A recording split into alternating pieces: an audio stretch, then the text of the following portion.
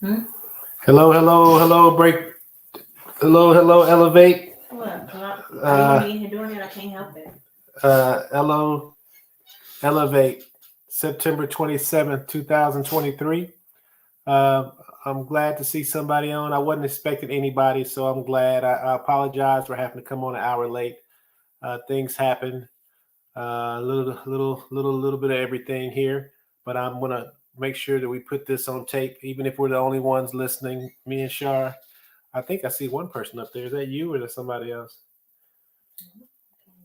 So elevate, September 27th, 2023. We're going to talk about an article, The Making of a Corporate Athlete. The Making of a Corporate Athlete. So very excited about discussing this article. The article was actually written in 2001, but it was out of the Harvard Business Review. I'll go into that a little later, but I want to tell you a little bit about Elevate. Elevate is a leadership company. We Elevate stands for expectations, leadership, ethics, uh, vision, attitude, temperaments, and effectiveness. And basically, the Elevate, the acronym is a whole training session all by itself. So it's 7 letters, but it's really 3 sessions. We do 2 letters a session. And then, of course, we have the seminars. Seminars are things that we do hitting certain topics. And what we do on Wednesdays is we do little mini micro seminars. So just to give you a little bit of a taste of what we're about, the company is comprised of Shar and my wife and myself. Shar, my wife, and myself. And Shar's been in business analyst and project management for over 11 years, 11 or 12. I've been in leadership for over 30 years. And one thing I want to highlight is it's a negative sometimes and it's a plus. I've been in different fields uh, at a I would say at a high level leadership. So it's definitely fun what I do, even though it can be overwhelming at times. Hey, Mother Brenda, it's great to see you. My parents are on. Thank you guys. Really appreciate you guys coming on this late. I feel like it's past all our bedtimes. It feels like we need to put mature audiences only on the screen, because we're so late here. This 1 hour feels so late to me. But I wanted to go over this and the making of a corporate athlete, and it's God, I hate that we coming in late because I feel like this is a very very very good topic, but I wanted to go ahead and to get it done. First, I was thinking about just counseling. Shar talked me into saying, "Hey, just postpone it." I said, "Man, that's 1 hour," but we decided to go ahead and postpone it 1 hour because I guess counseling just feels bad to counsel. You know what I mean? So I'd rather come in 1 hour late than to counsel. So really appreciate you coming. Please chime in if you're on. I see a couple people on. I see chime in, put your name in there. If you're new to us, put where you're from. Hey, Aunt Barbara, it's good to see you. Thanks again. Thanks again for coming on late. I have this one quote, and it's a powerful quote to me. And you know how quotes are. It's when they hit you. Where you're at in your life and what you're thinking about and what you're going through. But this quote says, "The illiterate of the 21st century will not be those who cannot read and write, but those who cannot learn, unlearn, and relearn." The illiterate of the 21st century will not be those who cannot read and write, but those who cannot learn, unlearn, and relearn. And the definition of functional illiterate is someone lacking the literacy necessary for coping with most jobs and with many everyday situations. And I just, when we're going through this stuff, this is the kind of stuff that I'm talking about. You have to have these skills when you're trying to build teams, uh, when you're trying to make things happen. And this quote really rang true to me. So the illiterate of the 21st century will not be those who cannot read and write, but those who cannot learn, unlearn, and relearn. All right. So 3 times, I won't read it again. I'll just put it in the next quote book we do. All right. So today's topic is the making of a corporate athlete. Let's see. Anybody else on I can say hi to before we start? Anybody else? How you guys feeling? It's 8 o'clock, 8:05, 8:06. How you guys feeling out there? Put a 1 if you're feeling good. And don't put anything if you're feeling bad. Put a 1 if you're feeling good. I want to see how you guys are doing out there at 8:07 at night. But this one here, and when I don't want you to think of just a corporate athlete here. I don't want you to just think of a corporate athlete. Uh, One, a little sleepy. I hear you. I think I'm a little sleepy too. But I don't want you to just think of a corporate athlete. I'm going to break that down a little bit. I don't want you just to think of corporate. But a while back, we talked about, and it's actually on our website, we talked about an extreme job. So if you're an executive and you're a corporate, we're talking about corporate athletes. But maybe you're not an executive, but maybe you have an extreme job. You fit right into what we're talking about right here.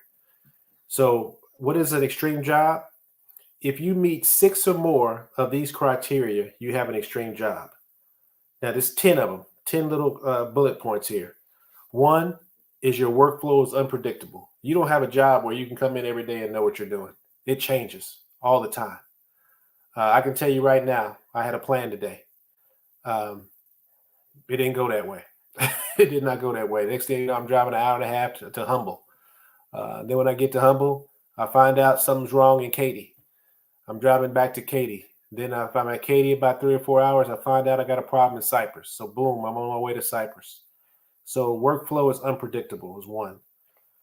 Number 2, my work is fast paced and must meet tight deadlines. Number 3, I have a huge scope of responsibility that amounts to more than one job. Number 4, I often have to attend work-related events outside regular work hours. Number 5, I'm available to clients 24/7. Number 6, I have P&L responsibilities, profit and loss statement responsibilities. 7, I am responsible for recruiting and mentoring talent. 8, I travel more than 2 days a week on average. 9, I have more than 10 direct reports. And 10, I must be physically present in my workplace at least 10 hours a day. If your answer is yes to 6 or more of these questions, you have an extreme job. So when we're talking about the making of a corporate athlete, we're talking about people that have extreme jobs too. And it's funny because, I was in a restaurant business doing a job that's considered menial, doing a job that wasn't really highly respected. I was the owner operator of a Sonic. I was a cook at first, and then I became a fountain, and then I became an assistant manager. And by the time I was 18, I got my first store. It kicked my butt. I ran my first store for a year. I learned what leadership was and what it wasn't. I learned a lot of stuff about myself at 18 years old. I remember calling my mother. I don't know if she remembers this, but I remember being so stressed out. I was sitting in the back office, and I was so stressed out. My heart started. I was having a panic attack, and I couldn't breathe.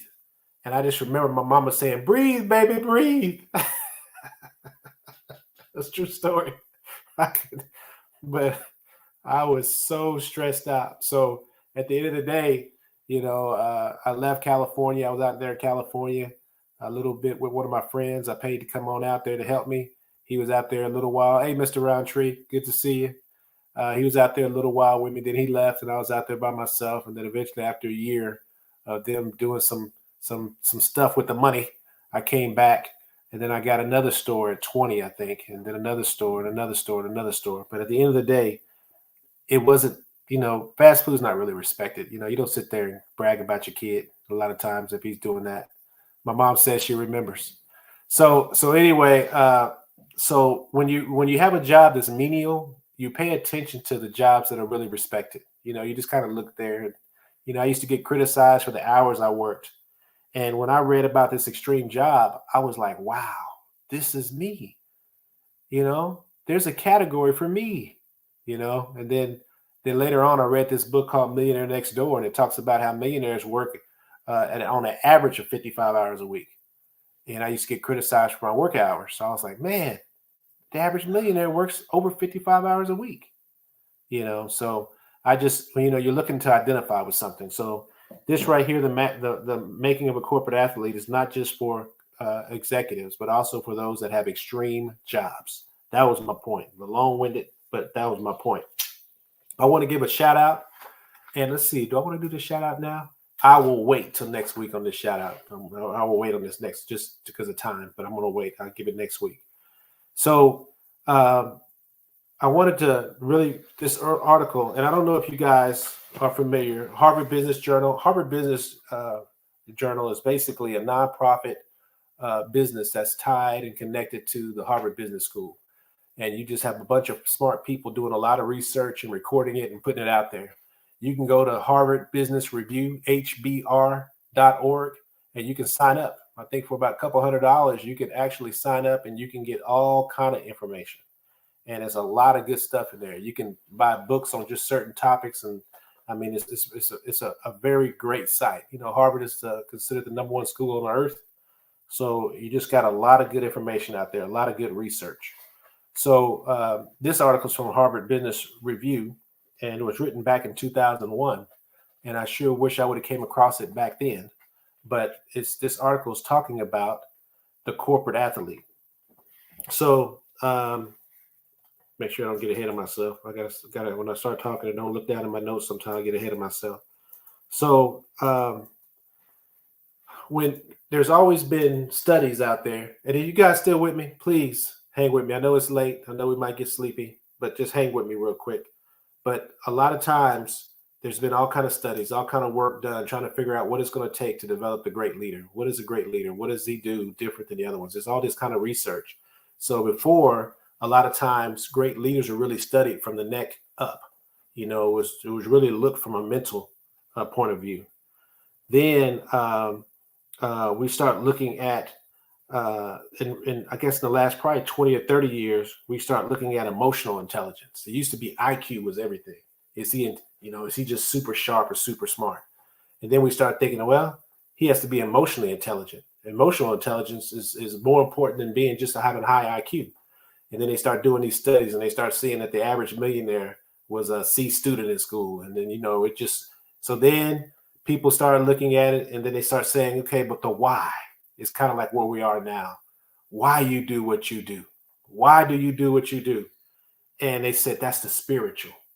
That's the spiritual element, and it's funny because it's such a tie-in to what I learned in church. So you got this physical thing, and they call it the pyramid. They call it the pyramid, and I was trying to get it on my screen, but I couldn't get it on my screen. But there's this pyramid, and it says, boy, they're saying, hey, if you want to be a great leader, you really have to have this pyramid going. And this pyramid starts off with physical capacity, and the physical capacity, and I'm going to go through these real fast because I know I'm running out of time because I got a lot to do here. The physical capacity is, without physical capacity, it's impossible to maintain peak mental performance. Lacking physical energy can lead to being more tired, declining mental fortitude and sharpness, and the inability to persevere during bigger climbs. So it said, hey, you start there. That's the foundation. You got to have physical capacity. And then it says, okay, the next level of this pyramid is emotional capacity. You have to have an ability to understand, identify, communicate emotions that can drive performance and promote engagement. So they're saying, okay, yeah, you got to have this emotional capacity. And that's how you're going to get along with other people. And that's how you're going to connect. That's going to be very important to have that emotional capacity. Conversely, ignoring or expecting others to understand your emotions can drain performance capacity. So you have to be a good communicator. Then the next level of this pyramid, the third level, is this mental capacity. And this mental capacity ties together the physical and emotional, and it focuses on how to complete tasks, how to tap into creative problem solving. So you have this physical, you have this emotional, you have this mental capacity. But the top of the pyramid is the spiritual. And this is what they're coming up with today with all the research. And this is what this whole article is about. With all the research they did at Harvard, they studied people that were executives. This one company was dealing with top-rate athletes, and then he took his findings and started working with executives, and this is what he found. So with spiritual, he says it's spiritual capacity defines the why you do it. Why are you so motivated? What keeps you determined? What keeps you motivated? What keeps you adapting and growing? all this stuff when we try to make people change, people that are really feeling called to something, they change easier than the people that don't really feel called. And I'm going to give you an example. They had this story about a lady who was a chain smoker. She's smoking cigarettes left and right. Then she gets pregnant and she stops because she had a higher calling. She did not want her baby to have that nicotine in the system. So she said, I'm just going to stop. Now, she would try to stop on her own before she got pregnant and never could stop. Got pregnant, boom, stopped on a dime. Had the baby, guess what she started doing again? Smoking again. Got pregnant again, stopped on a dime. And the researchers are like, whatever motivates people to do that stuff, that's something spiritual going on. There's something that causes people to rise up and do things that you think they wouldn't do. And it's all up in here. It's something, the mental, the spiritual, whatever you want to call it, there's something that causes that person to operate at a whole nother level. Hey, Tamika, it's good to see you. Good to see you. So they have this pyramid, right? And at the bottom of the pyramid, you got the physical, you got the emotional, you got the middle, mental, and then you got the spiritual at the very top. And the spiritual is considered the most important. And why this is so, and this might be the nerd in me, but why this is so important to me is that in 2001, they wrote this article. But I remember going to church and they said, you know what? We as Christians are spiritual first, and we live in a body. And in that body, we possess a soul. And in that soul, there's your mind, will, and emotions. So here we are in 2001, and they're finally catching up to what the Bible is teaching us. That's my takeaway, that, hey, the spiritual is the most important, right? But you do live in a body. And that body possesses a mind, a will, and emotions. And that's all this is saying here in 2001 with the high intellectual people. So just really wanted to put that in there. This article is written by Lawyer and Swartz. I'm sorry, I couldn't read my handwriting. And this approach they developed is rooted in 2 decades of working with world-class athletes. They developed a more comprehensive version of these techniques for executives facing unprecedented demands in the workplace. So they were like, hey, if we want to see these guys make it, if we want to see them successful, we got to develop them differently. They can't just be head up mental. All right. So one of the things I wanted to highlight in this, and I hope I can get to it. So they said one of the things we want to highlight in this corporate athlete, this is what they're calling it. A world-class athlete, executives facing unprecedented demands in the workplace. It says, in effect, we realize these executives are corporate athletes. And it says, we have now tested our model on thousands of executives. So the one thing they wanted to show you in this article that's really good is that what is the ideal performance state? And this is the last point, guys. It is 8:20, but it's a good point. And the ideal performance state, it says the aim is to help executives build their capacity. And remember, anytime you see executive, think extreme jobs, people that work extreme jobs. It doesn't have to be an executive. It says their aim is to instead help executives build their capacity for what might be called supportive or secondary competencies, among them endurance, strength, flexibility, self-control, and focus. Increasing capacity at all levels allows athletes and executives alike to bring their talents and skills to full ignition, and most importantly, to sustain it over time. And they said when you can do that, they call that ideal performance state, IPS. Now, this is the part that's interesting to me, and I hope it's interesting to you. It says that extensive research in sports and science has confirmed that the capacity to mobilize energy on demand is the foundation of IPS, which is ideal performance state. It says the first is the rhythmic movement between energy expenditure and energy renewal. Now, this is where I don't want to go left here, but basically they're saying that energy expenditure is stress. Whenever you have stress, they call it expenditure, energy expenditure. Whenever you have recovery, they call it renewal. And whenever you have both going on, like you're supposed to, and it's going at the right pace, they call it oscillation, right? And they're saying here, and I think this is so true, and I believe this with all my heart, and I wish I would have read this article a long time ago. It says this: in the living laboratory of sports, we learned that the real enemy of high performance is not stress. What do we always say? We try to run from stress. We look at stress as a bad thing. But it never made sense to me because I used to work out. I know my wife don't believe it because she always asks me where did my muscles go. But we used to work out. And I remember that when we worked out, what caused us to get stronger and what caused us to get bigger was the fact that we put stress on those muscles. And when we put stress on those muscles, it actually broke down the muscle. And then you had to stop for a couple of days to let it recover. And when you let it recover, it comes back stronger than ever.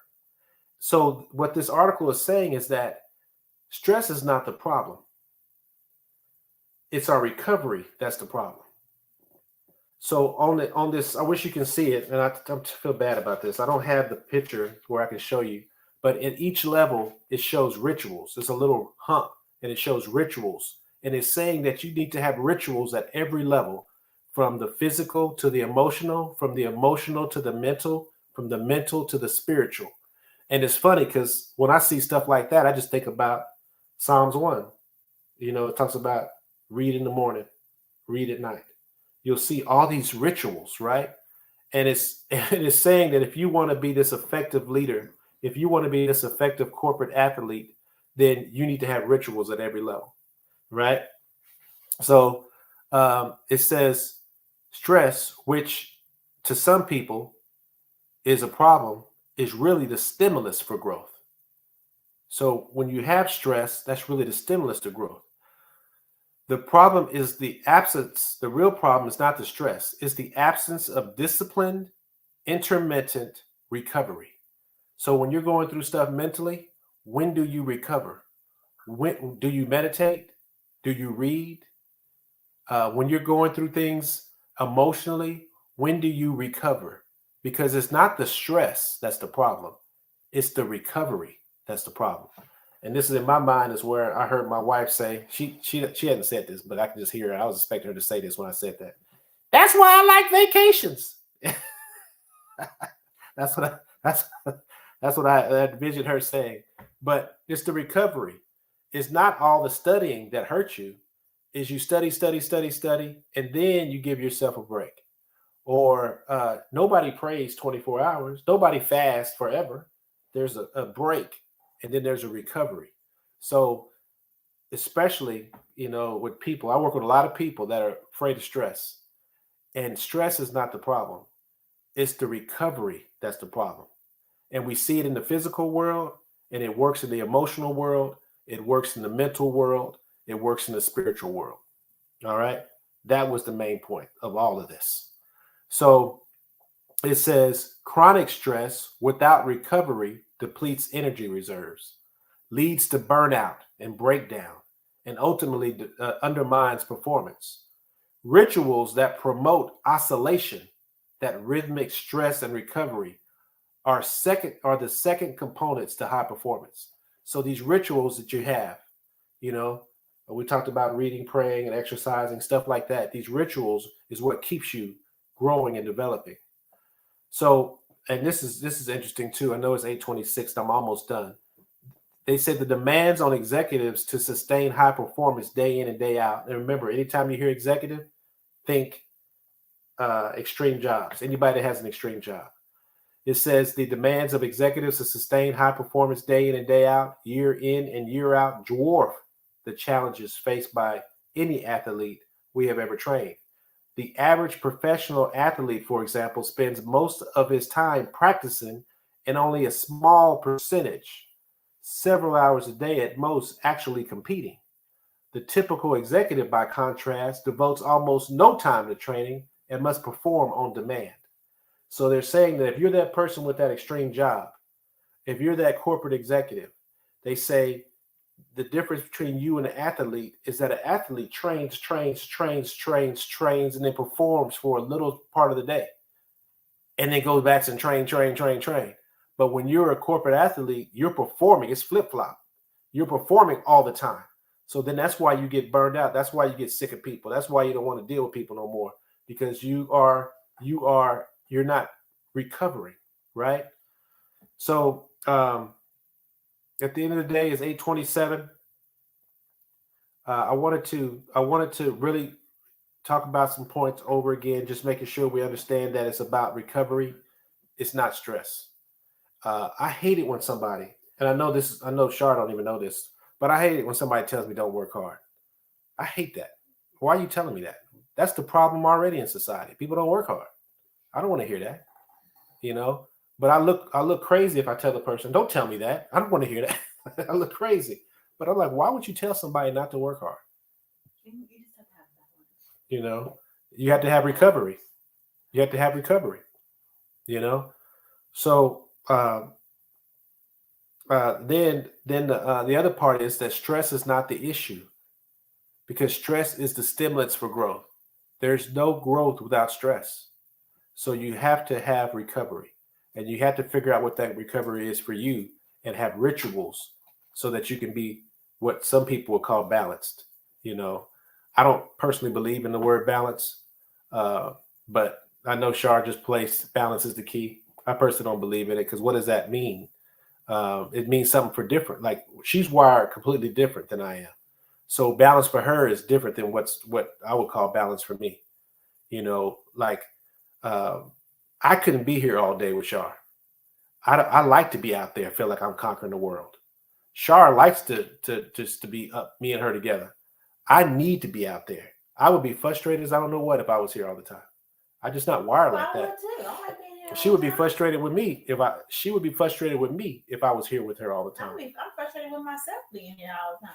So anyway, I don't know if you can hear her, but we must have poked something. We poked something, because she was quiet and almost falling asleep over here. And I was like, wait a minute, what? What?